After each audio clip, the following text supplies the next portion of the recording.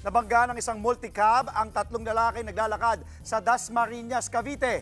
Dead on the spot ang isa sa mga biktima. Nasa frontline ng balitang yan, si Dave Abuel, exclusive. Nakatagilid sa gitna ng kalsada ang multicab na ito sa barangay Sampaloc 1 sa Dasmariñas, Cavite nitong Lunes ng madaling araw. Sa gilid naman, makikita ang tatlong lalaki na nakahandusay at nakaupo.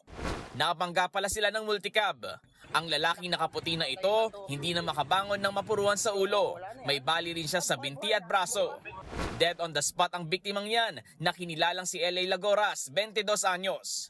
Nadala naman sa ospital ang dalawa niyang kasama na sugatan at nabalian. Ayon sa barangay, naglalakad papuntang bilyaran ng tatlong lalaki ng madisgrasya. Bago ang aksidente, nakuwanan pa ng CCTV na mabilis ang takbo ng multicab. Ayon sa barangay, matapos na makabangga, tumama pa raw yung multicab dito sa bahagi ng puno, kaya ito tumagilid. Tumakas daw ang driver at ang pahinante, pero natuntun sila ng may makakilala sa dala nilang multicab. Nung tinawagan, pag nasa Bacoor na pala yung dalawang driver at saka pahinante na tumakas. At ginapagalaman nung mayari, hinold nila yung tao. Sumuko rin ang driver kalaunan. Nakaareglo na raw nito ang mga biktima.